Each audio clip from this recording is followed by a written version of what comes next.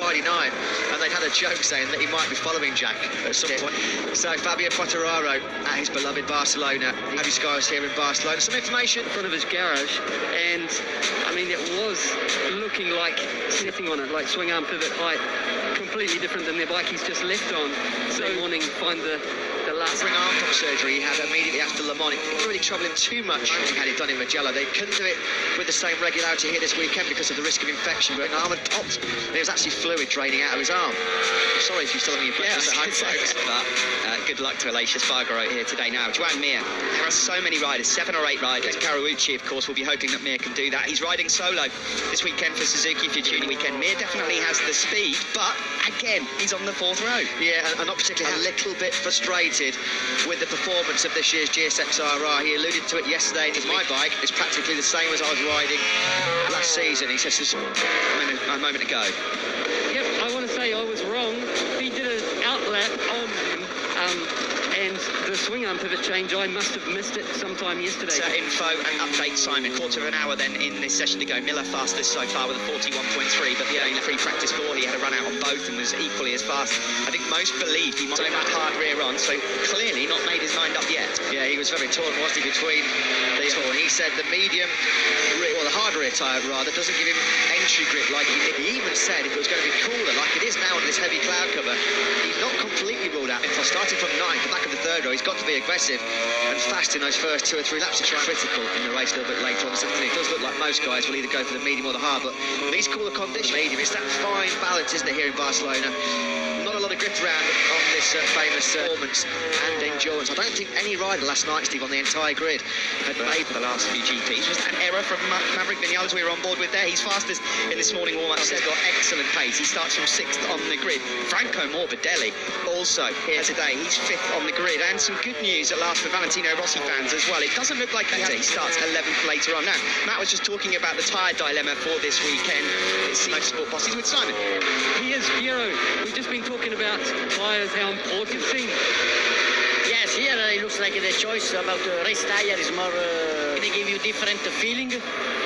We saw the rear hard running. You just need put the temperature on, so you need the first 2 laps, the warm-up traction area is very strong, but you miss a little bit of grip on the edge better compared to the hard. But in traction area, also the consist 2 different characteristics. The rear soft, I don't think will be an option for the race. Temperature is around 30 degrees or less. So we can see all 3 by also medium or hard. If it's temperature quite on the front, the hard on the front, it gives you just more support over hard braking. In the hard rear, you think? Yeah, you need 2 laps. 2 laps and then... A quick bike swap there for Jack Miller. Hopefully we won't need to be seeing that later on the summer. Yeah, no surprise to see Maverick Vinales doing his work this morning on the medium rear tyre. He was pretty up with the hard rear tyre. You lose too much grip, it destroys his corner speed. If you've got no corner speed, he doesn't go for the medium combination. A little bit later on, Marc Marquez and some of the other goes to a 39.850. Honda just cannot get the power to the ground. They can't get it hooked up the rear. It's a tough weekend for Alex Marquez. He's qualified 2nd last for his home Grand Prix. Nakagami, RO2 on that long run to turn 1. Yeah, and Binder, his teammate, also in the top 10 yesterday, 8th on the start this morning. They found something in the early stages here for Taka Nakagami, P1, medium front. Because he's been quite strong in terms of the longer distance runs.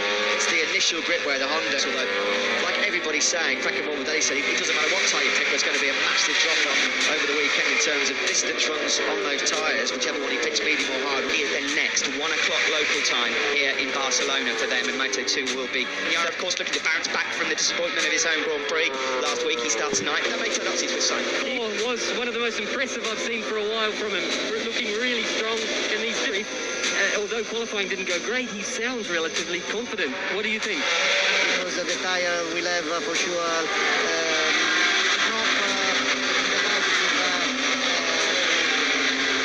riders on Yamaha never like before. I think this year is on question mark. Thank you, David. Up, Steve, throughout the paddock, Oliveira. A lot of people fancy the Portuguese man. You've got 30 laps because you risk burning up those tyres and having your pace drop off a cliff towards the end of the race. And they don't come much more. It's not the starting revelation from 4th, but I think he's got the style to Fabio Quartararo last year on lap 9 did a 1:41.42, deviated by 3 seconds in the space of 14-15 laps, and this man nearly got it.